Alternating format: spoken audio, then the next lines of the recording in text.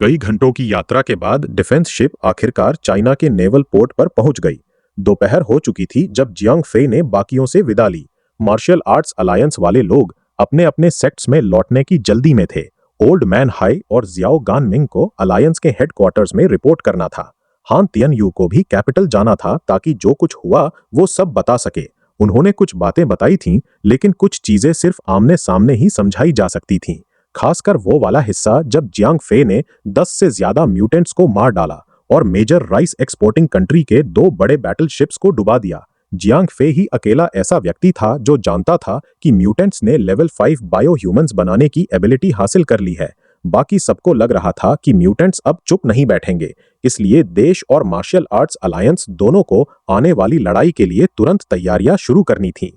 Martial arts alliance को mutants के threat की ज्यादा चिंता नहीं थी, क्योंकि वो खुद कमजोर नहीं थे, लेकिन म्यूटेंट्स एक सीक्रेटिव ऑर्गेनाइजेशन थी और उनके अटैक्स हमेशा अच्छी तरह ऑर्गेनाइज्ड होते थे। चाइना मार्शल आर्ट्स अलायंस कई सेक्ट से मिलकर बनी थी जो आमतौर पर साथ नहीं काम करते थे, इसलिए उनकी लड़ाई की ताकत म्यूटेंट्स जितनी मजबूत नहीं थी। फिर भी अगर बाहर से कोई खतरा आता तो सेक्ट्स साथ आ जाते थे, इसलिए वो म्यूटेंट्स से डरते नहीं थे।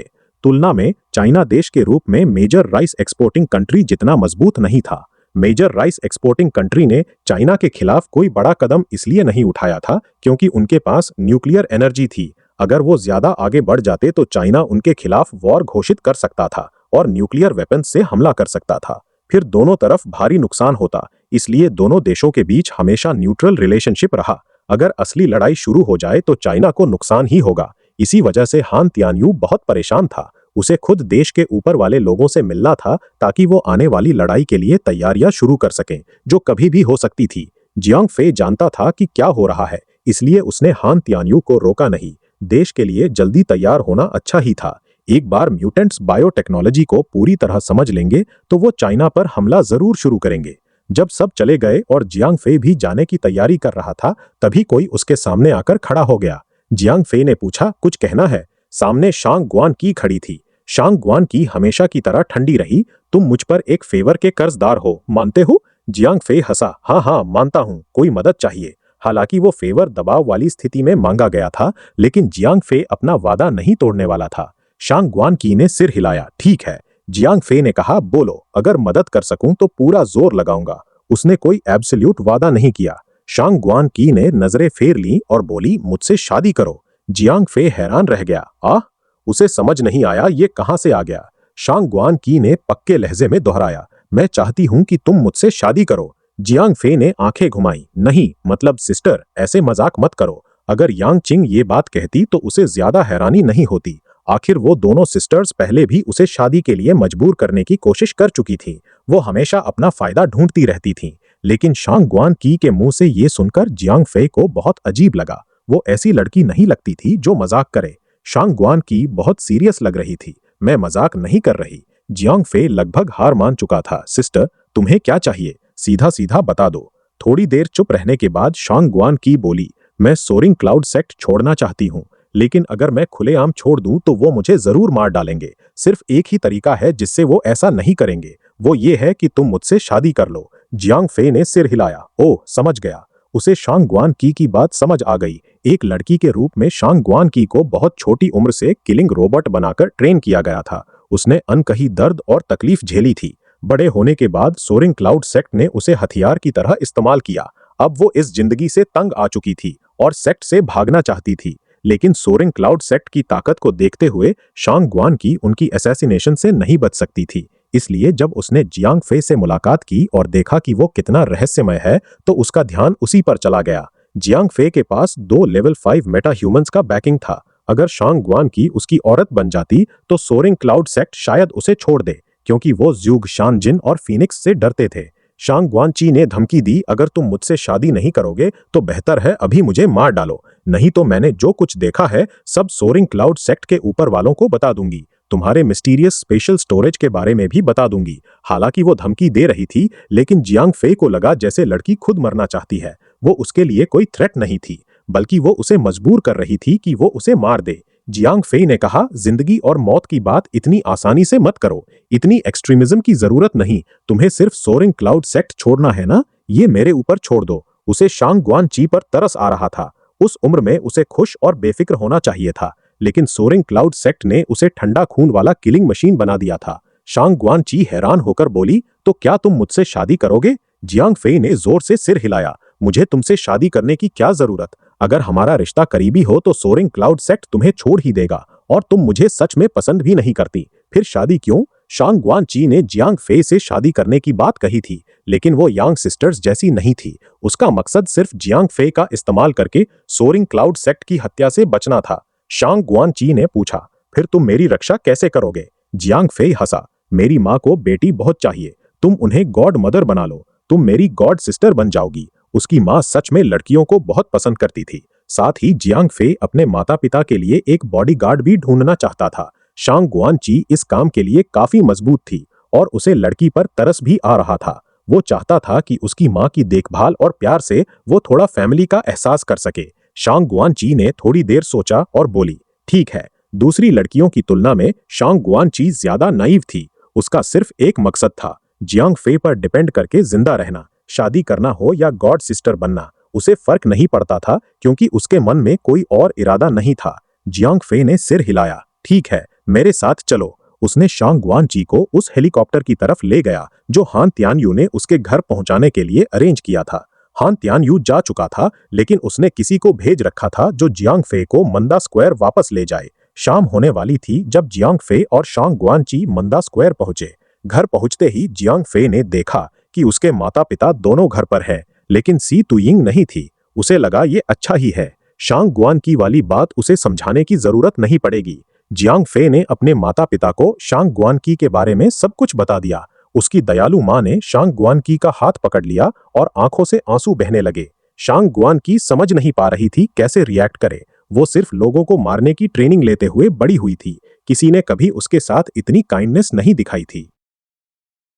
शांग गुआनकी अभी भी लोगों के देखभाल करने की आदत में नहीं थी, लेकिन जियांग फेई की माँ को उस पर बहुत तरस आ रहा था। माँ ने जोर देकर कहा कि शांग गुआनकी आज ही उनके साथ रहे। जियांग फेई का भी शुरू से ही इरादा था कि शांग गुआनकी उनके घर रहे। आखिर लेवल 4 बॉडीगार्ड होने से उसके माता पिता काफी सुरक्षित रहेंगे।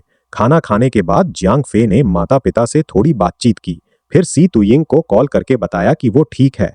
उसके बाद वो अपने कमरे में चला गया। 0541 अचानक बोला, कैप्टन, आप बहुत लंबे समय से गेम में लॉगिन नहीं हुए। जियांग फेई ने आंखें घुमाई, अभी मेरे पास गेम खेलने का न तो टाइम है न ही मूड। वो ब्रेव हार्ट्स फ्रैगमेंट्स ढूंढने की तैयारी में था। गेम की उसे कोई परवाह नहीं थी। 0541 ने समझाने की कोशिश की, ब्रेव हार्ट्स फ्रैगमेंट्स ढूंढना जरूरी है, लेकिन गेम से आपको बहुत फायदा भी होता है। मेरी बात मान लो। लेकिन 0541 किसी भी हाल में ये नहीं बता रहा था कि क्यों। वो सिर्फ जोर दे रहा था कि जियांग फेई गेम खेले। जियांग फेई ने कहा, ठीक है, खेलता हूं, लेकिन असली काम में रुकावट नहीं आनी चाहिए। उसने घड़ी देखी, लगभग 11 बज रहे थे। आज रात और कोई काम नहीं था, इसलिए उसने गेम में लॉगिन कर लिया। जैसे ही जियांग फेई गेम में आया, इजाबेला उसके बगल में आ गई और उसकी बाहों में रोने लगी। जियांग फेई ने आह भरी, तुम्हारी तकलीफ के लिए माफी। जब तक वो लॉगिन नहीं करता, इजाबेला छोटे काले घर में फंसी रहती। पिछले कुछ दिनों में उसके लिए ये सच में सजा जैसी थी। जब जियांग फेई इजाबेला को समझा रहा था, उसकी बाकी लेडीज ने उसका ऑरा महसूस किया। सब उसकी तरफ दौड़ने लगी। सिल्फी ने प्यार भरी नजरों से देखा, हस्बैंड, तुम आखिरकार आ गए। नीना और हुआ मुलान भी उसी तरह प्यार से देख रही थीं। दोनों कुछ कहना चाहती थीं, लेकिन रुक गईं। मन में बहुत कुछ था, लेकिन शुरू कहां से करें समझ नहीं आ रहा था। थोड़ी देर बाद पानी जैसा उजाला चमक गया। एरियल भी जियांग फेई के पास आ गई और उसकी बाहों में कूद पड़ी। सब लेडीज की मन की हालत अलग अलग थी, लेकिन एक चीज सब में एक जैसी थी, उनकी आंखें आंसुओं से भरी हुई थीं। इजाबेला ने वही कहा जो सबके दिल में था, हस्बैंड, जब तुम नहीं थे तो हम बहुत चिंतित थीं। जियांग फेई ने फिर आह भरी। उसे समझ नहीं आ रहा था क्या जवाब दे। आखिर ये लेडीज एक अलग दुनिया की थीं। भले ही वो गेम में उनके साथ रह सकता था, लेकिन वो असली दुनिया का था। ये लेडीज सिर्फ बनावटी डेटा पॉइंट्स थीं, असली जिंदगी में उनका कोई वजूद नहीं था। जब लेडीज जियांग फेई की वापसी से खुश हो रही थीं, तभी चाइना के उत्तर में किसी अंडरग्राउंड बेस में शोर बढ़ने लगा। एक उत्साहित आवाज आई, लीडर, लीडर। वो युवा आखिरकार लॉगिन हो गया। लीडर सर्वेलेंस कैमरा के पास आया। ओह, एक टेक्नीशियन ने शिकायत की, अरे यार, इस लड़के को क्या हो गया है, जब चाहे लॉगिन हो जाता है। हम अपना एक्सपेरिमेंट कब पूरा करेंगे? लीडर हंसा, हाय, ये तो मुफ्त में हमारे लिए काम कर रहा है, इतनी नखरेबाजी मत करो। और अगर हमें कोई और मिल जाता उसकी जगह तो हमें रोज उसके ऑनलाइन आने का इंतजार नहीं करना पड़ता। सर्वेलेंस कैमरा संभालने वाले रिसर्चर ने हैरानी से कहा, लीडर, ये लड़का वाकई अजीब है। जैसे ही लॉगिन हुआ सारे डेटा पॉइंट्स गड़बड़ हो गए, खासकर नंबर 15 के डेटा पॉइंट्स वाले ग्रुप में। लेवल 1 तो लगभग परफेक्ट है। लीडर ने सोच समझकर कहा, ठीक है, जब तक ये ऑनलाइन है एक्सपेरिमेंट का लेवल बढ़ा देते हैं। थर्ड प्लान चालू करो। किसी ने चिंता जताई, थर्ड प्लान अभी से। लीडर ने अपना फैसला दोहराया, ये लड़का बहुत अनियमित तरीके से लॉगिन होता है। ज्यादा सोचने की जरूरत नहीं, जितना कर सकते हैं उतना कर लो। एक प्रोग्रामर ने कुछ बटन दबाए, ठीक है, थर्ड प्लान एग्जीक्यूट। लेडीज को समझाने के बाद जियांग फे ने रोजेट रोज को मैसेज भेजा। रोजेट रोज थोड़ी सार्केस्टिक आवाज में बोली, यो मास्टर, अब ऑनलाइन हो गए। कितना रेयर ओकेजन है। साफ लग रहा था कि उसे जियांग फे से कोई नाराजगी है। जियांग फे बोला, हे, तुम गिल्ड संभाल रही हो तो मुझे कोई चिंता नहीं। मैं लॉगिन हूं या नहीं कोई फर्क नहीं पड़ता। रोजेट रोज ने कहा, ब्रदर फे, क्या तुम्हारी कोई गर्लफ्रेंड हो गई? अचानक इतनी मीठी बातें कैसे सीख ली? औरत की सिक्स्थ सेंस आमतौर पर बहुत सही होती है, खासकर जब गॉसिप की बात हो। रोजेट रोज जैसी मजबूत लड़की में भी वही सिक्स्थ सेंस थी। जियांग फे हंस पड़ा। उसे साई टुइंग की याद आ गई। रोजेट रोज की आंखें चमक उठीं। सच में, बताओ, वो छोटी सी गर्लफ्रेंड कौन है? जियांग फे जल्दी से टॉपिक बदलना चाहता था। डर था कि एक बार शुरू हो गई तो रोजेट रोज की गॉसिप का कोई अंत नहीं होगा। उसने कहा, रुको रुको, सिस्टर रोज, क्लास पीवीपी बैटल का क्या हाल है? जैसे ही जियांग फे ने क्लास पीवीपी बैटल का जिक्र किया, रोजेट रोज अचानक शिकायत करने लगी। ओह, इसी बात पर तो मैं गुस्से में हूँ। मुझे लगा तुम ये सब भूल गए हो। मैंने इतनी मेहनत करके तुम्हारा नाम बैटल के लिए रजिस्टर करवाया और तुम पहली ही लड़ाई मिस कर गए। तुम्हें पता है ऑडियंस को शांत करना कितना मुश्किल था। क्लास पीवीपी बैटल का पहला मैच खत्म हो चुका था। पहली सेशन कल शुरू हुई थी। जियांग फे की पॉपुलैरिटी की वजह से ऑर्गेनाइजिंग कमेटी ने उसकी लड़ाई को ओपनिंग मैच बना दिया था, लेकिन किसी को उम्मीद नहीं थी कि जियांग फे आएगा ही नहीं। ओपोनेंट और ऑडियंस दोनों हैरान रह गए। वर्ड्यूर ग्लाइडर पूरे डार्क फैक्शन का आइडल माना जाता था। बहुत से ऑडियंस मेंबर्स ने उसकी लड़ाई देखने के लिए भारी पैसा दिया था, लेकिन जियांग फे के न आने से पूरा ऑडियंस पागल हो गया। इतना पैसा खर्च किया और लड़ाई देखने को नहीं मिली। आखिर में रोजेट रोज को माफी मांगनी पड़ी और सबको पैसे वापस करने पड़े ताकि ऑडियंस शांत हो। नतीजा ये हुआ कि एम्पीरियल ड्रैगन को जियांग फे की पार्टिसिपेशन से एक भी कॉइन नहीं मिला, बल्कि सबको बड़ा पैसा लौटाना पड़ा। रोजेट रोज, जो गिल्ड को अपनी संतान की तरह संभालती थी, बहुत गुस्से में थी। हालांकि रोजेट रोज जियांग फे से बहुत नाराज थी, लेकिन दिल में चाहती थी कि वो कंपटीशन में अच्छा करे, नहीं तो वो खुद इतना नुकसान नहीं उठाती। उसने सिर्फ इसलिए पैसे दिए ताकि जियांग फे पर मिसिंग बैटल की सजा कम हो जाए। पूरा मॉनेटरी लॉस एम्पीरियल ड्रैगन ने उठाया, इसलिए ऑर्गेनाइजिंग कमेटी मान गई और जियांग फे को छोड़ दिया। उसे सिर्फ वो बैटल हार गया माना गया, कोई और सजा नहीं दी गई। जियांग फे ने पूछा, मेरी अगली लड़ाई कब है? कंपटीशन अब राउंड रॉबिन स्टेज में पहुंच चुकी थी। एक बैटल हारने से वो एलिमिनेट नहीं होता। रोजेट रोज थोड़ी देर चुप रही, फिर बोली, तुम्हारी मैच देखती हूं। गेम टाइम में दोपहर के 2 बजे। जियांग फे ने सिर हिलाया। ठीक है, असल दुनिया में वो गेम में सिर्फ 8 घंटे ही बिताता था, लेकिन गेम के अंदर 24 घंटे ही होते थे। उसने पूछा, सुबह और कोई मैचेस हैं? रोजेट रोज ने जवाब दिया, हाँ। जियांग फे हंसा, अच्छा, फिर मैं जाकर देख लेता हूँ। गेम में उसका कोई खास काम नहीं था, इसलिए उसने अपनी लेडीज को साथ लेकर मैचेस देखने का फैसला किया। इससे उनसे समय भी बिताया जा सकता था और खोए हुए समय का मुआवजा भी हो जाता। कंपटीशन का स्थान सिटी ऑफ सिनर्स के बाहर था। ये न्यूट्रल रीजन के बीचों बीच था। डार्क फैक्शन और लाइट फैक्शन दोनों के प्लेयर्स के लिए सुविधाजनक जगह थी और कोई भी फैक्शन यहां आकर झगड़ा नहीं मचाता था। उस दिन जियांग फे खुद एक बैटल में शामिल था, इसलिए वो आसानी से विशाल पीवीपी अरीना के अंदर चला गया। इजाबेला और बाकी लेडीज का उससे रिश्ता था, इसलिए किसी ने उन्हें रोकने की कोशिश नहीं की। जियांग फे के आने से ऑर्गेनाइजिंग कमेटी हैरान रह गई। आखिर उसने अपनी ग्रैंड ओपनिंग बैटल ही मिस कर दी थी। अगर दूसरी बैटल में भी न दिखा तो जो ऑडियंस दूर दूर से उसकी लड़ाई देखने आए थे, उनसे कैसे निपटा जाए समझ नहीं आ रहा था। पीवीपी अरीना में पार्टिसिपेंट्स के लिए एक अलग ऑब्जर्वेशन एरिया बना था, इसलिए जियांग फे और उसकी लेडीज को कोई टिकट खरीदने की जरूरत नहीं पड़ी। वो जल्दी पहुंच गए थे और दिन की मैचेस अभी शुरू नहीं हुई थीं, इसलिए जियांग फे ने ये समय लेवल रैंकिंग बोर्ड चेक करने में लगाया। जब वो गेम से दूर था, प्लेयर्स ने फिर से लेवल्स बढ़ा लिए थे।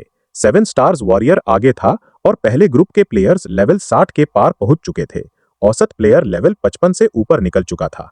अभी डार्क फैक्शन के लेवल रैंकिंग बोर्ड पर दूसरे नंबर पर 7 स्टार्स वॉरियर लेवल 62 पर था और बाकियों को काफी पीछे छोड़ चुका था। लेकिन जियांग फेई जो लेवल 76 पर था, उससे अभी भी बहुत दूर था। जियांग फेई ने मन में सोचा, मुझे लगता है लाइट फैक्शन का सबसे ऊंचा लेवल भी 7 स्टार्स वॉरियर जितना ही होगा। लगभग आधा घंटा बीतने के बाद ज्यादातर ऑडियंस पीवीपी अरीना में आ चुके थे। विशाल अरीना में एक भी सीट खाली नहीं बची थी। आखिर ये जगह हर किसी के लिए खुली नहीं थी। ऑर्गेनाइजिंग कमेटी बहुत लालची थी, इसलिए एंट्रेंस टिकट्स बहुत महंगे बेची थीं। थोड़ी देर बाद कंपटीशन शुरू हो गई। राउंड रॉबिन मैचेस का पहला दिन था, इसलिए अभी भी कई स्किल्ड पार्टिसिपेंट्स मौजूद थे। लेकिन जियांग फेई की नजर में इनमें से ज्यादातर कमजोर ही थे। उसने कंपटीशन में हिस्सा इसलिए लिया था ताकि 9 कॉर्ड्रंस ऑफ द एंशिएंट किंगडम हासिल कर सके। बाकी पार्टिसिपेंट्स की उसे कोई खास परवाह नहीं थी। 2 घंटे बहुत जल्दी बीत गए। इजाबेला उबासी लेने लगी और आलस से जियांग फेई के कंधे पर सिर रख दिया।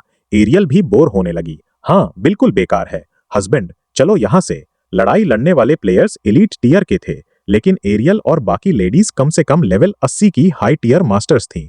उनकी नजर में ये प्लेयर्स बच्चों की तरह खेल रहे थे। कोई मजा नहीं आ रहा था। इन लेडीज में सिर्फ नीना चुपचाप जियांग फेई के बगल में बैठी रही। हुआ मुलान पूरा ध्यान बैटल्स पर लगाए हुए थी। इन दोनों को छोड़कर बाकी सब झपकी ले रहे थे। जियांग फेई को अचानक अफसोस हुआ, मैं प्रोग्राम शीट लेना भूल गया। एरियल ने अपना चेहरा जियांग फेई के चेहरे के करीब लाया। हस्बैंड, क्यों ना बाहर जाकर खेले। जियांग फेई खुद भी थोड़ा बोर हो रहा था, इसलिए वो एरियल की बात मानने ही वाला था। तभी अचानक पीवीपी अरीना के अंदर तालियों की गड़गड़ाहट गूंज उठी। जियांग फेई हैरान रह गया, क्या हुआ? उसे समझ नहीं आया क्राउड अचानक इतना उत्साहित क्यों हो गया। उसने जिज्ञासा से बैटलफील्ड की तरफ देखा। पिछली मैच खत्म हो चुकी थी और नया जोड़ा अभी स्टेज पर आया था। लड़ाई शुरू होने से पहले ही होस्ट जोश बढ़ा रहा था। सब लोग, जिस लड़ाई का सबको बहुत इंतजार था वो शुरू होने वाली है। सुबह की सबसे रोमांचक मैच।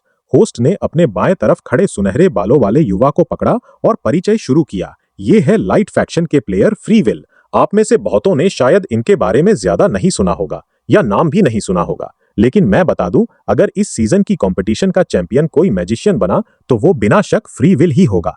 जियांग फेई होस्ट का परिचय सुनकर सतर्क हो गया। ये तो कमाल की बात लग रही है। क्या वो इतना अच्छा है? लग रहा था ये प्लेयर चैंपियन के लिए सबसे मजबूत दावेदारों में से एक है।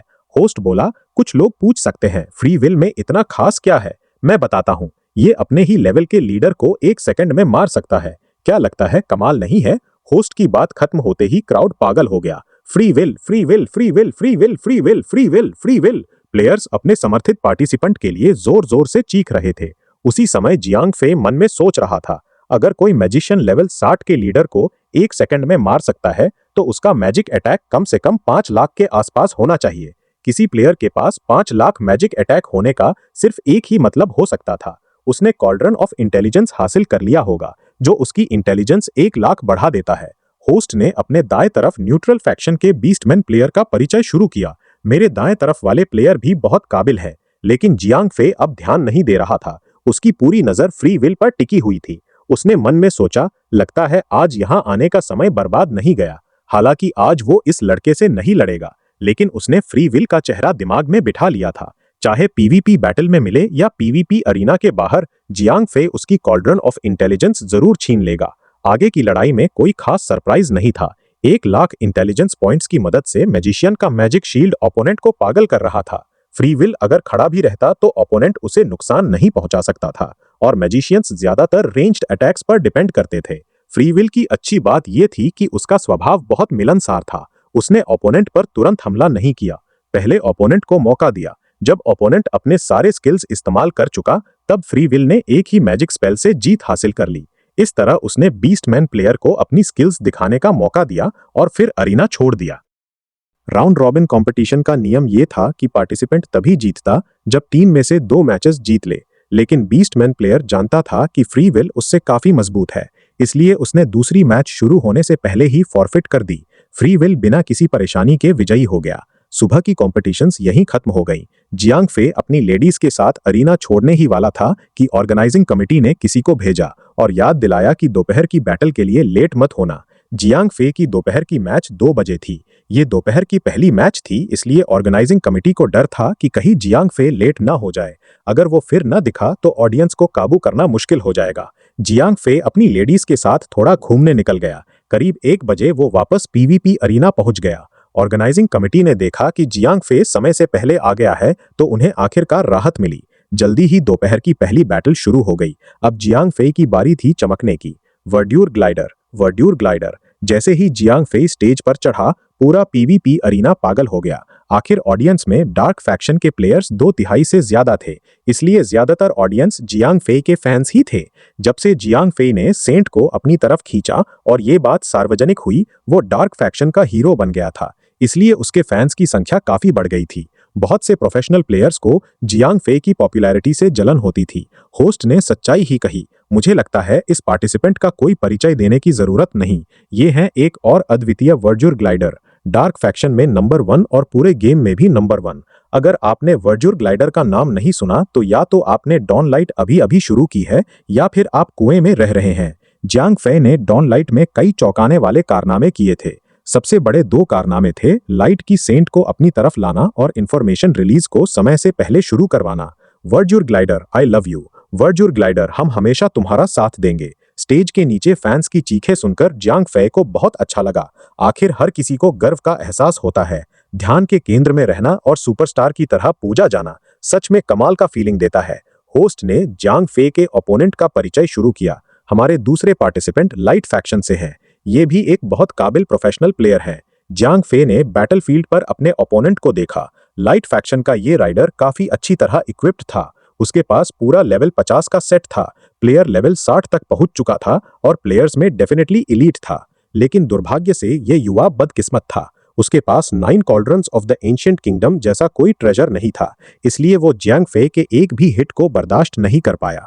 होस्ट ने बैटल शुरू होने का ऐलान किया। जियांग फे ने ओपोनेंट को अपनी स्किल्स दिखाने का मौका भी नहीं दिया। उसने तुरंत हाथ उठाया और गेलस्टॉर्म्स हैमर इस्तेमाल किया। उसका अटैक ऑफेंस टाइप राइडर को तुरंत मार गिराया। वर्ड्यूर ग्लाइडर, वर्ड्यूर ग्लाइडर। जियांग फे ने बहुत आसानी से जीत हासिल कर ली। क्राउड पागलों की तरह चीख रहा था, लेकिन ऑडियंस को थोड़ा अधूरा सा भी लगा। आखिर ये सिर्फ पहली राउंड रॉबिन मैच थी। अगर वो मजबूत ओपोनेंट्स की लड़ाई देखना चाहते तो ये लगभग नामुमकिन था, इसलिए ऑडियंस खास नाराज भी नहीं थी। राइडर ने दूसरी मैच भी सीधे छोड़ दी। आखिर उसकी और जियांग फे की ताकत में बहुत बड़ा अंतर था। जियांग फे का लेवल बहुत ऊंचा होने की वजह से वो पूरी तरह ओवरपावर्ड था। दोनों प्लेयर्स के बीच 15 लेवल से ज्यादा का फासला था। उसकी अटैक्स ज्यादातर जियांग फे पर मिस हो जाती, लेकिन जियांग फे की अटैक्स लगभग हमेशा क्रिटिकल हिट्स होती। ऊपर से जियांग फे की अटैक पावर पागलपन की हद तक थी। वो अपने ओपोनेंट्स को एक ही हिट में मार सकता था, इसलिए राइडर जानता था कि उसके पास जियांग फे के खिलाफ कोई चांस नहीं है। दिन के प्रोग्राम लिस्ट में जियांग फे की सिर्फ एक ही बैटल थी, इसलिए बैटल खत्म होने के बाद वो इजाबेला और बाकी लेडीज के साथ पीवीपी अरीना से निकल गया। जियांग फे का असल में इरादा फ्री विल को ढूंढने का था, लेकिन किस्मत साथ नहीं दी। फ्री विल अपनी बैटल खत्म होते ही तुरंत लाइट फैक्शन में टेलीपोर्ट हो गया। जियांग फे लाइट फैक्शन के इलाके में कदम रखने की हिम्मत नहीं कर रहा था, इसलिए इस बार उसे फ्री विल को छोड़ना पड़ा। पीवीपी अरीना छोड़ने के बाद गेम का आधा समय अभी बाकी था। जियांग फे के पास कोई खास काम नहीं था, इसलिए उसने लेडीज को न्यूट्रल रीजन में घुमाने ले लिया। जब जियांग फे लेडीज के साथ खेल रहा था, तभी उनके सामने एक सुनहरी रोशनी चमक उठी। एक जाना पहचाना आवाज आई, छोटे बच्चे फिर मिल गए।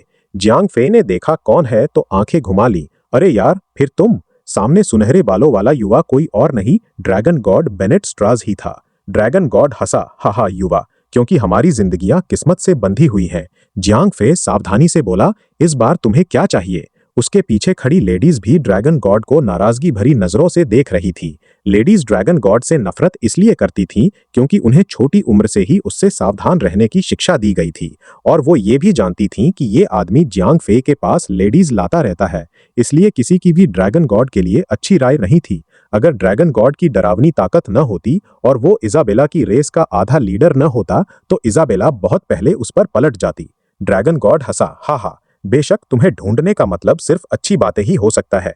जियांग फे ने आंखें घुमाई, बस करो, तुमने मुझसे 1-2 बार नहीं कई बार छेड़छाड़ की है। ड्रैगन गॉड हंसा, मेरे पास तुम्हारे लिए एक क्वेस्ट है। जियांग फे ने सीधे मना कर दिया, मैं नहीं जाऊंगा। ड्रैगन गॉड ने क्वेस्ट के बारे में कुछ नहीं बताया था, लेकिन इसके चालू मुस्कान से जियांग फे समझ गया कि ये कोई अच्छा काम नहीं है। ड्रैगन गॉड मुस्कुराते हुए गंभीर आवाज में बोला, तुम्हें ये क्वेस्ट पूरी करनी ही होगी, इसलिए तुम्हारे पास कोई विकल्प नहीं। डिंग, Dragon God Bennett Straz has forced a quest upon you. Secret Messenger. Quest has already been accepted. Jiang फे हैरान रह गया। अरे यार, फिर से? ड्रैगन गॉड अपनी गॉड वाली स्पेशल राइट्स का गलत इस्तेमाल करके जियांग फे पर क्वेस्ट थोप रहा था। ये पहली बार नहीं हो रहा था। जियांग फे को क्वेस्ट मना करने का मौका तक नहीं मिलता था। Quest name secret messenger. Quest objective deliver the dragon god's letter to the location XXXXX। There will be a mysterious person waiting for you there. Quest reward unknown. Quest duration 2 hours। Penalty of failure all attributes are reduced by 50% for 1 month। Jiang Fei ने failure की सजा देखी और समझ गया कि उसके पास कोई विकल्प नहीं, क्वेस्ट पूरी करनी ही पड़ेगी। फक, तुम फिर से मेरे साथ छेड़छाड़ कर रहे हो। ड्रैगन गॉड बोला, मैं बहुत फ्लेक्सिबल आदमी हूँ। चिट्ठी यहाँ है, तुम तय करो कि पहुंचानी है या नहीं।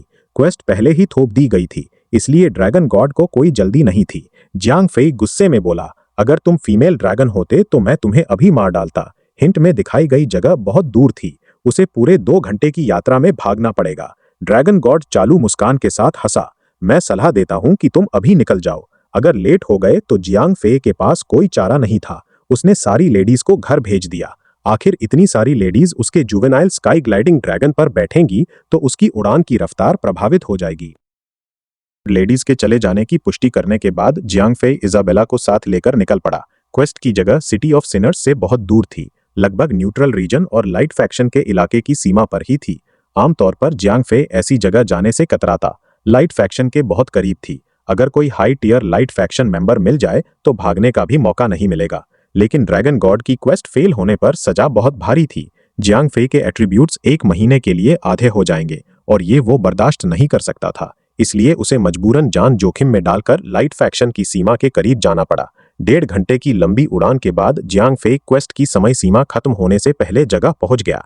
जियांग फे जुवेनाइल स्काई ग्लाइडिंग ड्रैगन पर बैठे क्वेस्ट जगह के आसपास उड़ रहा था। मिस्टीरियस पर्सन, ये मिस्टीरियस पर्सन कहाँ है? लेकिन आसपास कोई नहीं दिख रहा था। इजाबेला ने सुझाव दिया, शायद जब हम उतरेंगे तब ही वो दिखेगा। हो सकता है। क्वेस्ट की काउंटडाउन खत्म होने वाली थी, इसलिए जियांग फे ने जुवेनाइल स्काई ग्लाइडिंग ड्रैगन से उतरने का फैसला किया। उसने आवाज लगाई, कोई है यहाँ? बज, एक सफेद रोशनी चमक उठी और जियांग फे के पीछे काले रोब में एक व्यक्ति प्रकट हो गया। कद बहुत लंबा नहीं था और चेहरे की बनावट इजाबेला जैसी लग रही थी। पूरा शरीर बड़े काले रोब में छिपा था, इसलिए जियांग फे न तो शरीर की शक्ल देख पाया न ही चेहरा। जियांग फे अचानक आने से चौंक गया। अरे यार! काले रोब वाले व्यक्ति की आवाज बहुत नरम थी और लड़की जैसी लग रही थी। क्या तुम ड्रैगन गॉड के दूत हो? जियांग फे ने सिर हिलाया। हाँ। उसने काले रोब वाले व्यक्ति के एट्रीब्यूट्स चेक करने की कोशिश की। Mysterious person, unknown, unknown level unknown, health points 100%। Jiang Fei ने आंखें घुमाई। अरे यार, तुम सच में मिस्टीरियस पर्सन हो? इतना एब्सर्डली मिस्टीरियस होना उसे यकीन नहीं हो रहा था। मिस्टीरियस पर्सन ने पूछा, ड्रैगन गॉड ने तुम्हें क्या लाने को कहा था? ओह, सही कहा, ये तुम्हारे लिए है। जियांग फे ने ड्रैगन गॉड की चिट्ठी निकाली और मिस्टीरियस पर्सन को दे दी। मिस्टीरियस पर्सन ने जियांग फे के सामने ही चिट्ठी खोल दी। जब मिस्टीरियस पर्सन ने चिट्ठी की सामग्री जल्दी से पढ़ ली तो जियांग फे ने देखा कि उसके कंधे हल्के हल्के कांप रहे हैं और धीमी सुबकियां भी सुनाई दे रही थीं। जियांग फे ने जिज्ञासा से पूछा, ओह, तुम ठीक हो? हाँ, मैं ठीक हूँ। आवाज थोड़ी कांप रही थी, लेकिन मिस्टीरियस पर्सन ने जल्दी खुद को संभाल लिया। उसने जियांग फे से कहा, ठीक है, मैं ड्रैगन गॉड के इरादे समझ गई। आगे के लिए मुझे तुम्हारी मदद लेनी होगी। जियांग फे ने सिर हिलाया। ओह। जब ड्रैगन गॉड ने चिट्ठी पहुंचाने को कहा था तभी जियांग फे समझ गया था कि बात सिर्फ इतनी नहीं है, क्वेस्ट का अगला हिस्सा जरूर होगा। Ding, the mysterious person has forced a quest upon you. Escort, quest has been accepted. Jiang Fei ने आंखें घुमाई। बेशक ये भी कंपलसरी क्वेस्ट थी, लेकिन जियांग फे ने मिस्टीरियस पर्सन की हैसियत पर फिर से सोचा। आखिर गॉड लेवल या उससे ऊपर वाले ही कंपलसरी क्वेस्ट्स दे सकते थे। नीचे लेवल के एनपीसीज को ऐसी क्वेस्ट्स देने के कुछ ही अपवाद होते थे और वो आमतौर पर स्टोरी लाइन से जुड़े होते थे। जब जियांग फे अभी भी सदमे में था तभी मिस्टीरियस पर्सन के बगल में फिर सफेद रोशनी चमक उठी। काले रोब में एक और व्यक्ति प्रकट हो गया। दूसरा व्यक्ति भी पहले जितना ही लंबा था और लड़की या बच्चा दोनों हो सकता था। Quest name, escort quest. Description, escort mysterious person to safely to the Naga's headquarters. Quest reward unknown. Condition of failure: mysterious person 2 dies or is more than 1000 meters away from you. Penalty of failure: level is reduced by 10. Reputation with Nagas is reduced to indifferent. Jiang Fei ने नई quest की सजा देखकर चिल्लाया, अरे यार, सजा तो भयंकर है। क्या तुम सच में ड्रैगन गॉड के बैस्टर्ड बेटे हो? अचानक दोनों मिस्टीरियस पर्सन्स हल्की सी सांच छोड़कर थोड़ा पीछे हट गए। जियांग फे और भी संदिग्ध हो गया। शिट, मैं तो मजाक कर रहा था, क्या मैं सही हूँ? पहली मिस्टीरियस पर्सन ने मिस्टीरियस पर्सन 2 से धीरे से कुछ कहा, फिर जियांग फे को आदेश दिया, ठीक है, अब तुम जा सकते हो। जियांग फे ने सिर हिलाया, ठीक है, जल्दी निपटा देते हैं। पिस, जियांग फे ने जुवेनाइल स्काई ग्लाइडिंग ड्रैगन बुला लिया। उसने मिस्टीरियस पर्सन 2 से पूछा, क्या तुम इस पर बैठ सकते हो? कुछ एस्कॉर्टिंग क्वेस्ट्स बहुत सख्त होती हैं और प्लेयर्स को ट्रांसपोर्ट टूल्स इस्तेमाल करने नहीं देती, पैदल चलना पड़ता है। लेकिन जहां जियांग फे था वहां से नागाज हेडक्वार्टर्स तक लगभग 1,08,000 माइल्स का फासला था। पैदल चले तो एक दिन में भी नहीं पहुंच पाएंगे। मिस्टीरियस पर्सन 2 ने बिना कुछ बोले सिर हिलाया, फिर इजाबेला के बगल में बैठ गया। उसके और जियांग फे के बीच थोड़ी जगह छोड़ दी। जियांग फे ने राहत की सांस ली, ठीक है, जब तक सवार हो सकते हो। अगर जुवेनाइल स्काई ग्लाइडिंग ड्रैगन पर बैठ सकें तो 3 घंटे से कम में नागाज हेडक्वार्टर्स पहुंच जाएंगे। शांत रहने वाली मिस्टीरियस पर्सन अचानक घबराकर चिल्लाने लगी, ओह नो, तुम्हें अभी निकलना होगा। जियांग फे हैरान होकर पूछा, क्या बात है? पूछो मत, अभी निकलो। मिस्टीरियस पर्सन हवा में उछलकर लाइट फैक्शन की दिशा में भाग गई। उसी समय आसमान से एक गुस्से भरी आवाज आई, तुम चालू कमीने, क्या तुम हमारी पूरी रेस को शर्मिंदा करने के बाद ही रुकोगे? जियांग फे ने आवाज सुनते ही तुरंत जुवेनाइल स्काई ग्लाइडिंग ड्रैगन को उल्टी दिशा में मोड़ दिया। अरे यार, ये आवाज उसे बहुत अच्छी तरह याद थी। जब उसने पहले नीना को अपनी तरफ किया था तभी इसी ने उसे पकड़ने और मारने का आदेश दिया था। ये लाइट फैक्शन का लीडर था, डिवाइन लाइट गॉड। दसियों माइल्स दूर तक डिवाइन लाइट गॉड की गुस्से भरी चीख सुनाई दे रही थी। इसका क्या मतलब है? क्या तुम मुझे रोकने की कोशिश कर रहे हो? तुम कितने शर्मनाक हो, मुझे क्यों रोक रहे हो? क्या तुम उस बैस्टर्ड को भेजना चाहते हो? मैं तुम्हें बता दूं, तुम यहाँ जो कर रहे हो वो बेकार है। मैं उसे मार डालूंगा, हमारी रेस का खून गंदा नहीं होने दूंगा। हटो यहाँ से, नहीं तो मेरी बेरहमी का दोष मत देना। डिवाइन लाइट गॉड लगातार चिल्ला रहा था। पूरा आसमान उसके आगे कांप रहा था। साफ था कि वो बहुत गुस्से में है। हालांकि सिर्फ डिवाइन लाइट गॉड की आवाज सुनाई दे रही थी, लेकिन मिस्टीरियस पर्सन की पहचान अब बहुत साफ हो गई थी। जियांग फे मन में सोचते हुए और भी हैरान रह गया। कमाल है, सिर्फ औरत को ही नहीं रिझाया, उसका बच्चा भी हो गया। भागते हुए उसने मिस्टीरियस पर्सन 2 से पूछा, वो तुम्हारी माँ थी ना, मून गॉड? मिस्टीरियस पर्सन 2 चुपचाप इजाबेला के बगल में बैठा रहा। जियांग फे ने आह भरी, कोई बात नहीं, अगर तुम नहीं बताना चाहते। अभी ध्यान इससे बचाओ कि यहाँ से जिंदा निकल जाएं। तुम्हारी माँ अभी भी गॉड लेवल पर है, उसे कोई खतरा नहीं होना चाहिए। वो जुवेनाइल स्काई ग्लाइडिंग ड्रैगन को और तेजी से आगे बढ़ाता रहा। आखिर डिवाइन लाइट गॉड के हाथ लगना कोई मजाक नहीं था। जियांग फे जुवेनाइल स्काई ग्लाइडिंग ड्रैगन को जितनी तेजी से हो सके उड़ा रहा था, फिर भी लुमिनस वेटिकन के पीछा से नहीं बच पाया। डिवाइन लाइट गॉड को मून गॉड ने रोक लिया था, लेकिन उसका शिष्य पूरी रफ्तार से जियांग फे का पीछा कर रहा था। लगभग 10 मिनट बाद जियांग फे को 2 ओवरलॉर्ड्स ने आगे और पीछे से घेर लिया। सामने खड़े आदमी के पीछे पंख थे। वो बोला, युवा, उस बैस्टर्ड को सौंप दो। एक हार्प वाली औरत पीछे से पहुंची। रुको, इस युवा का ऑरा बहुत जाना पहचाना लग रहा है। आदमी अचानक समझ गया, ये वही है जिसने सेंट को अपनी तरफ किया। वो जियांग फे पर और भी गुस्से में आ गया, लेकिन जैसे ही वो औरत जियांग फे के करीब पहुंची उसका रुख बदल गया। तुम जल्दी भाग जाओ। दोनों ओवरलॉर्ड्स का असल मकसद सिर्फ मून गॉड के बैस्टर्ड को वापस लाना था। उन्हें उम्मीद नहीं थी कि बैस्टर्ड को एस्कॉर्ट करने वाला लुमिनस वेटिकन का सबसे वांटेड क्रिमिनल निकलेगा।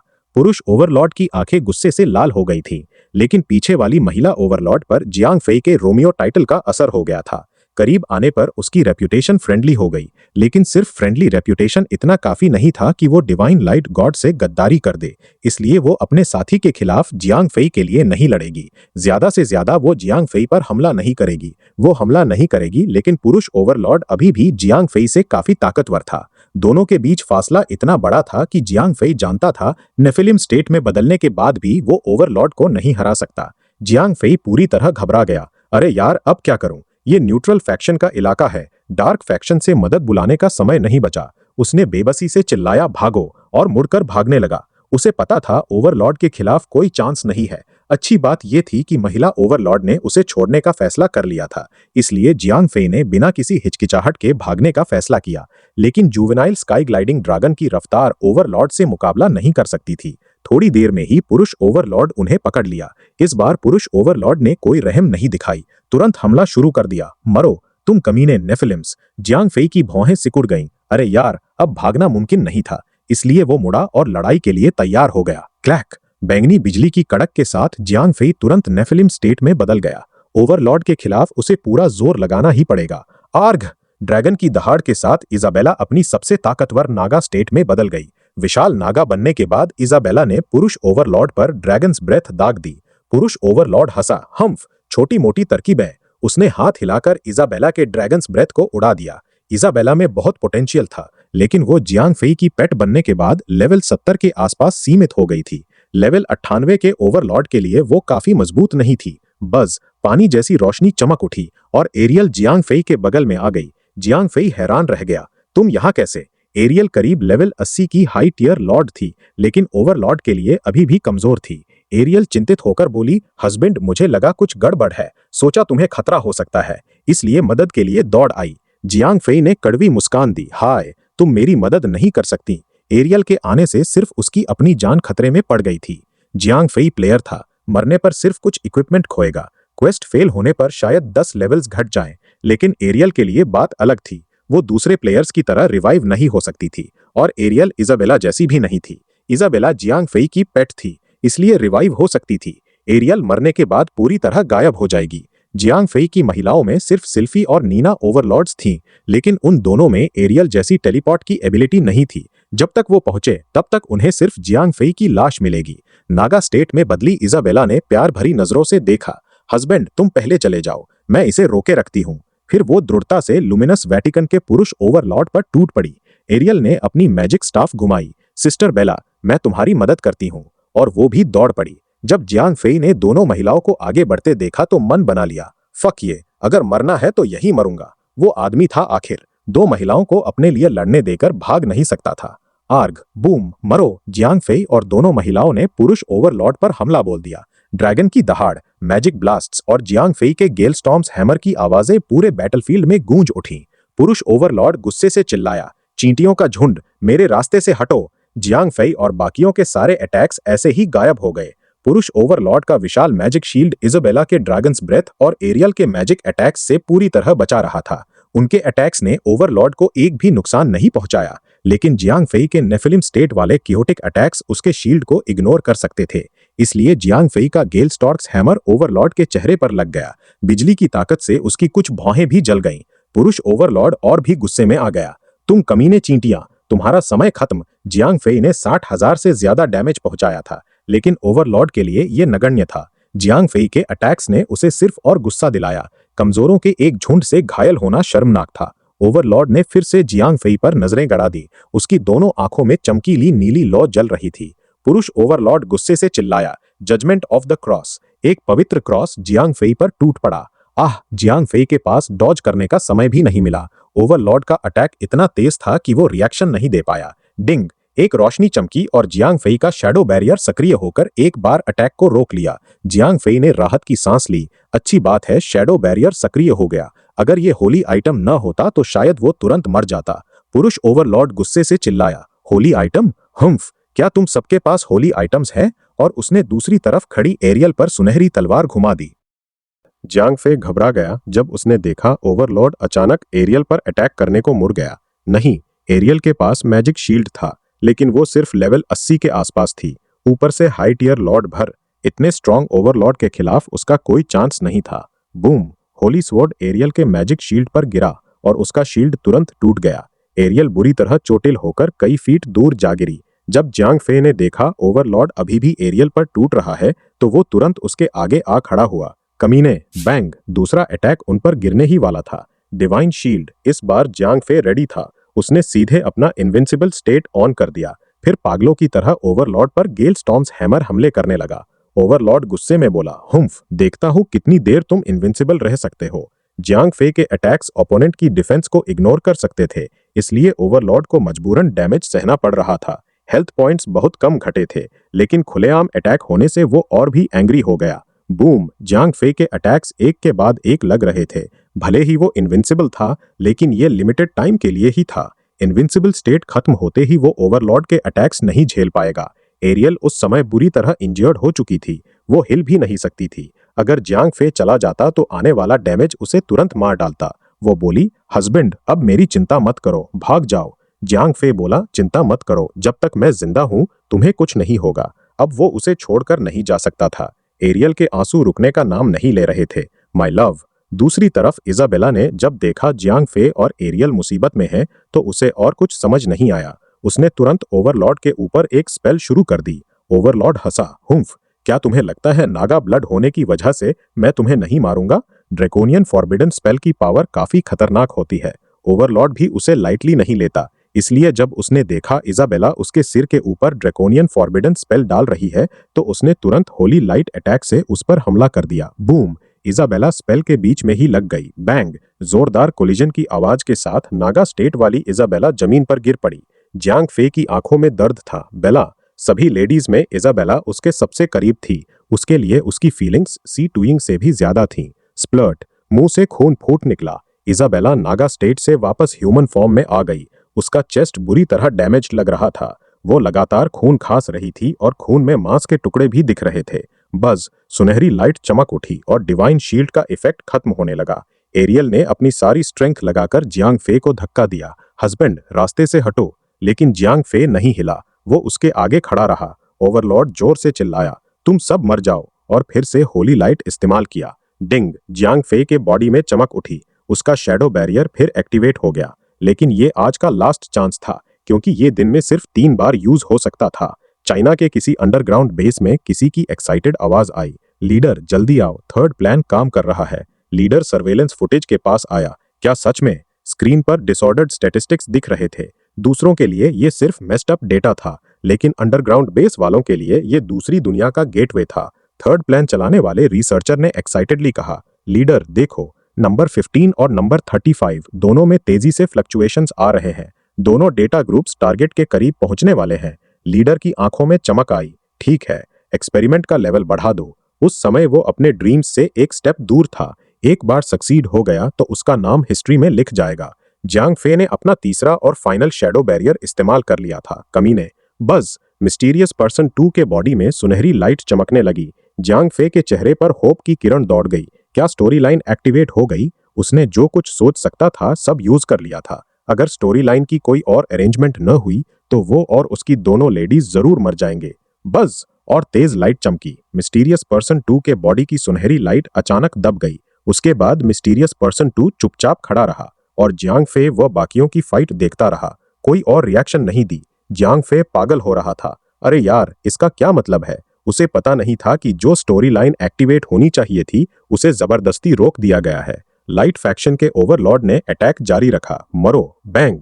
अटैक जियांग फे पर लगा और उसके हेल्थ पॉइंट्स तुरंत 0 हो गए। डिंग! जियांग फे का ट्रम्प कार्ड एक्टिवेट हो गया और उसके हेल्थ पॉइंट्स 50% वापस आ गए। ये उसका लास्ट लाइफ प्रोटेक्टिंग स्किल था। ओवरलॉर्ड ठंडी हंसी हंसा। युवा, तुम्हारे पास काफी ट्रिक्स है। देखता हूं कितनी बार तुम मेरे अटैक्स रोक सकते हो। फिर उसने फिर से अटैक शुरू कर दिया। जियांग फे ने आंखें बंद कर लीं और डेथ का वेट करने लगा। उसके पास अब कोई स्किल नहीं बची थी। लेकिन बुरी तरह इंजर्ड इजाबेला किसी तरह क्रेट से रेंग कर निकली और जियांग फे की तरफ बढ़ने लगी। बैंग! इजाबेला हवा में उछली और जियांग फे पर आने वाले अटैक को अपने ऊपर ले लिया। जियांग फे के दिल में तेज दर्द उठा। बेला! हालांकि वो खुद को समझा रहा था कि इजाबेला सिर्फ प्रोग्राम्ड कोड की एक सीरीज है और उसे उसके लिए रियल फीलिंग्स नहीं है, लेकिन दिल की गहराई में वो जानता था कि इजाबेला के लिए उसकी फीलिंग्स किसी और से ज्यादा है। वो इजाबेला को सी टूइंग से भी ज्यादा पसंद करता था, जो बहुत बाद में उसकी गर्लफ्रेंड बनी थी। Ding! Your pet Isabella has died! Jiang Fei जोर से चिल्लाया। आह! हालांकि वो जानता था पेट रिवाइव हो सकती है, लेकिन वो पक्का नहीं था कि रिवाइव्ड इजाबेला वही होगी। डंजन्स की तरह अंदर के मॉन्स्टर्स रोज नए हो जाते हैं, लेकिन वो हमेशा नए इंडिविजुअल्स होते हैं। चाइना के उत्तर में अंडरग्राउंड बेस में सर्वेलेंस संभालने वाला रिसर्चर अपनी सीट से कूद पड़ा। हाँ, सक्सेसफुल हो गया लीडर, हमने कर दिखाया। उसके सामने डेटा पॉइंट्स लाल रेखा को पार कर चुके थे, जिसकी उसे बहुत देर से चाह थी। लीडर अभी भी अचानक सक्सेस की खबर से स्टन्ड था। सक्सेस, सक्सेस, हमने सच में कर दिखाया। लीडर, हमने कर लिया। हमने गॉड का काम पूरा कर दिया। हाँ, ये गॉड का टेरिटरी था, लेकिन हमने उसे पार कर लिया। अमेजिंग है, हम आखिरकार सक्सीड हो गए। हमने वो कर दिखाया जो एलियंस भी नहीं कर पाए। पूरा अंडरग्राउंड बेस पागल हो गया। लगभग सबकी आंखों में एक्साइटमेंट के आंसू थे। जब जियांग फे इजाबेला की डेथ पर ग्रीव कर रहा था, लुमिनस वेटिकन का ओवरलॉर्ड अपने अटैक्स जारी रखे हुए था। ओवरलॉर्ड पागलों की तरह हंसते हुए बोला, क्या बात है, उसकी डेथ से सैड हो? कोई बात नहीं, तुम भी जल्द ही उसके साथ ज्वाइन हो जाओगे। हा हा हा। उसने अपने हाथों में होली लाइट का बॉल कलेक्ट करना शुरू कर दिया। इजाबेला की डेथ जियांग फे के लिए देखने के बाद एरियल ने उसकी तरफ देखा। उसकी आंखों में लव और जियांग फेई को छोड़ने की अनविलिंगनेस चमक रही थी, लेकिन उनमें डिटर्मिनेशन भी थी। एरियल जियांग फेई के कान के पास बोली, हस्बैंड रन जल्दी। लेकिन जियांग फेई ने एक भी वर्ड नहीं सुना। वो अभी भी इजाबेला की डेथ के ग्रीफ में डूबा हुआ था। तभी बगल से एक सॉफ्ट सिंगिंग सुनाई दी तो वो ग्रीफ से बाहर निकला। जियांग फेई अचानक मुड़ा, सिंगिंग ये कहां से आ रहा है? उसने देखा एरियल का बॉडी फ्लेम्स में जल रहा है। सिंगिंग उसी से आ रही थी। जैसे ही सॉन्ग हवा में फैल गया, लुमिनस वेटिकन के ओवरलॉर्ड का होली लाइट बुझ गया। वो ऐसे लग रहा था जैसे ट्रांस में हो और किसी ड्रीम स्टेट में फंस गया हो। एरियल डिसअपियर होते हुए बोली, हस्बैंड अब लीव करो, मेरा सॉन्ग ऑफ ड्रीम्स उसे ज्यादा देर तक चार्म नहीं रख पाएगा। वो गायब हो गई, लेकिन उसके जाने के बाद भी उसका सिंगिंग सुनाई देता रहा। जियांग फे आसमान की तरफ चिल्लाया, नहीं। एरियल के लिए उसकी फीलिंग्स इजाबेला जितनी डीप नहीं थीं, लेकिन वो उसे लाइक करता था। अब इजाबेला और एरियल दोनों मर चुकी थीं। जियांग फे को ये इम्पैक्ट बहुत हैवी लग रहा था। चाइना के उत्तर के अंडरग्राउंड बेस में लोग अभी भी अर्लियर सक्सेस पर चीयर कर रहे थे। तभी एक रिसर्चर ने पाया कि दूसरे सेट के टेस्ट कोड्स भी एक्सपेक्ट से बहुत पहले टारगेट पर पहुंच गए हैं। वो बोला, लीडर एक सरप्राइजिंग गुड न्यूज है, नंबर 35 टारगेट मार्क पर पहुंच गया। लीडर सर्वेलेंस फुटेज के पास दौड़ा। रियली? लीडर बहुत एक्साइटेड था। अमेजिंग है, दोनों एक्सपेरिमेंटल डेटा पॉइंट्स टारगेट पर पहुंच गए हैं, तो हमारे रिजल्ट्स और भी कन्विंसिंग होंगे और ये प्रूव करता है कि हमारी एक्सपेरिमेंटेशन की डायरेक्शन सही है। सक्सेस डेफिनेटली कोइंसिडेंस नहीं थी। तभी सर्वेलेंस संभालने वाले दूसरे प्रोग्रामर ने अचानक चिल्लाया, hang on, oh no leader, ये जल्दी देखो। लीडर सरप्राइज्ड रह गया, क्या बात है? एक्सपेरिमेंट पहले ही सक्सीड हो चुका था, फिर क्या रॉन्ग हो गया? प्रोग्रामर ने रिपोर्ट किया, नंबर 15 के प्रोग्राम कोड्स डिसअपियर हो गए। लीडर डम्फाउंडेड रह गया, ये कैसे पॉसिबल है? उसने तुरंत सर्वेलेंस रिकॉर्ड्स चेक करना शुरू कर दिया। जब लीडर अभी रिकॉर्ड्स देख ही रहा था, तभी दूसरे प्रोग्रामर ने बैड न्यूज सुनाई, ओ नो लीडर, नंबर 35 के प्रोग्राम कोड्स भी डिसअपियर हो गए। लीडर ब्लैंक नजरों से सर्वेलेंस फुटेज को घूरता रहा, ये इम्पॉसिबल है, इम्पॉसिबल। 1 मिनट पहले सब अपनी गॉडली अकम्प्लिशमेंट पर चीयर कर रहे थे। 1 मिनट बाद उनकी हार्ड वर्क के रिजल्ट्स हवा में उड़ गए। इतनी सडन और डिजास्ट्रस न्यूज कोई बियर नहीं कर सकता था। एक प्रोग्रामर ने पूछा, लीडर क्या हम एक्सपेरिमेंट्स कंटिन्यू करें? आखिर कुछ और प्रोग्राम कोड्स ग्रुप्स भी टारगेट मार्क के करीब है। अगर कंटिन्यू रखे तो उनके पास मार्क एक्सीड करने का चांस हो सकता है। लीडर पूरा एक्सपेरिमेंट संभाल रहा था। उसने जल्दी खुद को कंपोज किया और प्रॉब्लम की रूट कॉज ढूंढने लगा। अभी उसे छोड़ो, हमें पहले पता लगाना है कि नंबर 15 और नंबर 35 के प्रोग्राम कोड्स क्यों डिसअपियर हुए, नहीं तो आगे की एक्सपेरिमेंटेशन मीनिंगलेस होगी। जियांग फे अभी भी अपनी 2 विमेन के लॉस से स्ट्रगल कर रहा था कि अचानक उसके बगल में गोल्डन लाइट चमक उठी। बेनेट स्ट्रैज ने अपोलोजेटिकली कहा, साय, मुझे एक्सपेक्ट नहीं था कि ऐसा एक्सीडेंट हो जाएगा। लेकिन जियांग फे ने उसे इग्नोर कर दिया, या यूं कहो कि उसे रियलाइज ही नहीं हुआ कि ड्रैगन गॉड आ गया है। बज, बेनेट स्ट्रैज ने हाथ हिलाया और फिर गोल्डन लाइट चमकी। जियांग फे और मिस्टीरियस पर्सन 2 दोनों डिसअपियर हो गए। ड्रैगन गॉड ने लुमिनस वेटिकन के ओवरलॉर्ड को देखा जो अभी भी ड्रीम स्टेट में फंसा था। उसने आह भरी, फिर वो भी कुछ कहे या किए बिना थिन एयर में डिसअपियर हो गया। ड्रैगन गॉड ने चिल्लाया, वेक अप। जियांग फे आखिरकार स्नैप आउट हो गया। वो नागा रेस के एक बड़े पैलेस में था। जियांग फे कोल्डली बोला, क्या तुम क्वेस्ट फेल होने की पनिश देने आए हो? अगर वो सबसे ज्यादा किसी से हेट करता था तो वो डिवाइन लाइट गॉड था। दूसरे नंबर पर ये ड्रैगन गॉड था। अगर उसने ये क्वेस्ट फोर्स न की होती तो इजाबेला और एरियल नहीं मरती।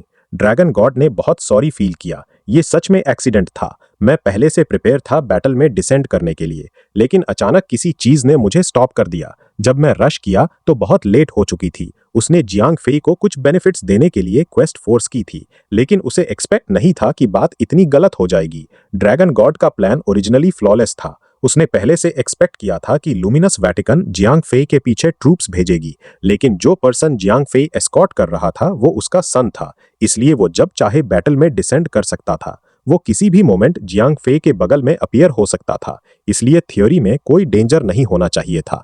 लेकिन किसी रीजन से जब वो बैटल में डिसेंड करने की कोशिश कर रहा था, एक स्ट्रॉन्ग फोर्स ऑफ एनर्जी ने उसे सप्रेस कर दिया।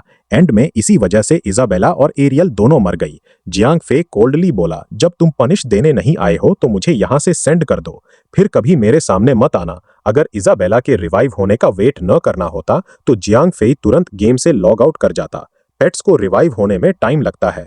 हालांकि रिवाइव्ड इजाबेला ओरिजिनल गर्ल जैसी ना हो, लेकिन जियांग फे के दिल में थोड़ी सी होप बाकी थी। वो होप करता था कि इजाबेला एग्जैक्टली वैसी ही रिवाइव हो जैसी थी। ड्रैगन गॉड जानता था कि जियांग फे उसकी कोई बात नहीं सुनेगा, इसलिए वो मुड़कर चला गया। हाय, तुम यहाँ थोड़ी देर काम डाउन होकर बैठो। जियांग फे नागा रेस के पैलेस से नहीं गया। उसके लिए अब ये मैटर नहीं करता था कि वो कहाँ है। अगर इजाबेला उसी गर्ल की तरह रिवाइव न हुई जैसी वो जानता था, तो जियांग फे ने डिसाइड कर लिया था कि वो फिर कभी गेम नहीं खेलेगा। चाहे 0-5-4-1 गेम को कितना भी इंपॉर्टेंट बताए, वो नहीं खेलेगा। पहले जियांग फे हमेशा इजाबेला के लिए अपनी फीलिंग्स डिनाई करता रहता था, लेकिन जब वो मर गई तभी उसे रियलाइज हुआ कि वो उसके लिए कितनी मैटर करती है। रिवाइवल की काउंटडाउन शॉर्टर होती जा रही थी। जियांग फे का हार्ट तेजी से बीट कर रहा था। उसने स्वेयर किया कि अगर इजाबेला परफेक्शन में रिवाइव हो गई तो वो अब अपनी फीलिंग्स हाइड नहीं करेगा। आखिरकार पेट रिवाइवल का टाइमर खत्म हो गया। इजाबेला फिर से जियांग फे के पेट स्पेस में आ गई। बेला, जियांग फे ने इजाबेला को समन करते हुए थोड़ी कांपती आवाज में पुकारा। नहीं, जियांग फे दर्द भरी आवाज में चिल्लाया और तुरंत गेम से लॉग आउट हो गया।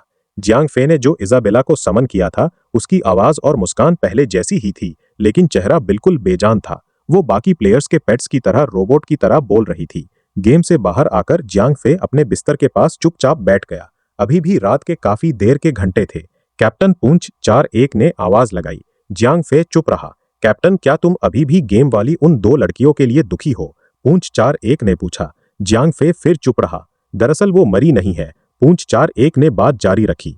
क्या? फिर से बोल। जियांग फे की आंखें चमक उठीं और उसमें फिर से जान आ गई। मेरा मतलब है इजाबेला और एरियल मरी नहीं है, बल्कि उन्होंने एक नई जिंदगी पाली है। सून 5-4-1 हंसा। ये कैसे मुमकिन है? जियांग फे कंफ्यूज हो गया। कैप्टन, याद है मैंने तुम्हें टॉप सीक्रेट नंबर सून 93 के बारे में बताया था? सून 5-4-1 ने सीधे जवाब नहीं दिया।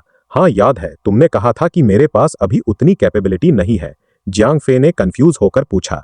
अब शर्तें पूरी हो गई हैं। मैं तुम्हारे लिए टॉप सीक्रेट नंबर सून 93 को अनसील कर सकता हूँ। सून 5-4-1 ने जवाब दिया। इसका बेला और एरियल से क्या लेना देना है? जियांग फे ने पूछा। बिल्कुल है, उनका इससे बहुत गहरा रिश्ता है। सून 5-4-1 हंसा। जल्दी बता। जियांग फे ने जल्दी की। मेरा मतलब ये है। सून 5-4-1 ने जियांग फे को टॉप सीक्रेट नंबर सून 93 से जुड़ी बातें समझानी शुरू की। प्लैनेट नामिक ने हमेशा ह्यूमन क्लोनिंग पर रोक लगा रखी थी, लेकिन वो लाइफ की ओरिजिन पर रिसर्च कभी नहीं रोके। साइंटिस्ट हमेशा ये जानने की कोशिश में लगे रहे कि ह्यूमंस कहाँ से आए। ह्यूमन लाइफ की ओरिजिन से जुड़ा एक टॉपिक था सोल का थ्योरी। रिलीजन वाले लोग हमेशा मानते थे कि सोल सिर्फ गॉड्स के कंट्रोल में हो सकती है। आम ह्यूमंस उसे कभी कंट्रोल नहीं कर सकते। एथियस्ट साइंटिस्ट्स के लिए ये बिलीफ चुनौती देना बहुत मुश्किल था, लेकिन सोल कोई टेंजिबल चीज नहीं थी, इसलिए साइंटिस्ट्स कितनी भी कोशिश कर ले वो उसकी ओरिजिन नहीं खोज पाए। वो ये भी साबित नहीं कर पाए कि सोल मौजूद है या नहीं। फिर किसी ने एक और थ्योरी दी। उसने कहा कि जब आर्टिफिशियल इंटेलिजेंस एक सर्टेन लेवल तक डेवलप हो जाए तो वो ह्यूमन की सोल के बराबर हो जाएगी। प्लैनेट नामिक पर आर्टिफिशियल इंटेलिजेंस आम बात थी। ज्यादातर हाई टायर आर्टिफिशियल इंटेलिजेंस में इमोशंस और कॉन्शियसनेस तक थी। वो लगभग ह्यूमंस जैसी ही थी, लेकिन इमोशंस और कॉन्शियसनेस वाली आर्टिफिशियल इंटेलिजेंस कितनी भी अच्छी क्यों न हो, ह्यूमंस से एक ठोस फर्क था। वो फर्क था उनका एब्सोल्यूट लॉजिक। स्पेशल कोडिंग से मैनिपुलेट किए बिना आर्टिफिशियल इंटेलिजेंस सैक्रिफिशियल स्पिरिट नहीं दिखा सकती थी। प्लैनेट नामिक पर आर्टिफिशियल इंटेलिजेंस का दूसरों की जान बचाने के लिए अपनी जान जोखिम में डालना आम था, लेकिन ये स्वेच्छा से नहीं होता था, बल्कि उनके कोड्स में लिखे स्क्रिप्ट्स की वजह से होता था। जब उनके आसपास के ह्यूमंस या कंपेनियंस खतरे में होते तो उन्हें मदद करनी ही पड़ती।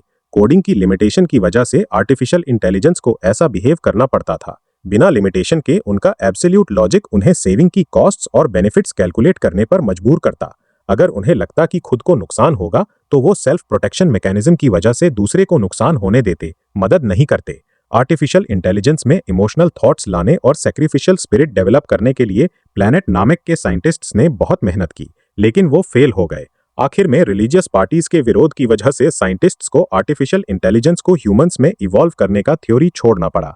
तब से नंबर 093 के प्लान्स सील हो गए और वो टॉप सीक्रेट नंबर 093 बन गया। ब्रेव हार्ट के अर्थ पर क्रैश होने के बाद उसके फ्रैगमेंट्स पूरी प्लेनेट पर बिखर गए।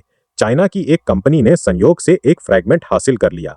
वो फ्रैगमेंट वैसा ही था जैसा गेमिंग हॉल हन तियानयू को मिला था। फर्क सिर्फ इतना था कि उनका गेमिंग सेटअप हन तियानयू वाले स्पेस बैटल वाले से अलग था। कंपनी को जो मिला वो पर्सनल एडवेंचर से जुड़ा था और उसमें नंबर 093 के प्लान्स का डॉक्यूमेंट भी था। डॉक्यूमेंट को डिसीफर करने के बाद चाइनीज कंपनी को उस हिस्से में बहुत दिलचस्पी हुई जिसमें आर्टिफिशियल इंटेलिजेंस को ह्यूमन बीइंग्स में इवॉल्व करने की बात थी। आखिर ह्यूमन सोल्स बनाना तो सिर्फ गॉड्स का काम माना जाता था। इसलिए इन लोगों ने उस डॉक्यूमेंट और प्लेनेट नेमेक की टेक्नोलॉजी वाले गेमिंग सेटअप के आधार पर डॉन ब्रेक गेम बनाई। उनका मकसद था highly intelligent artificial intelligence cultivate करना और ह्यूमंस के साथ लगातार इंटरेक्शंस के जरिए उनमें इमोशनल थॉट्स और सैक्रिफिशियल स्पिरिट लाना।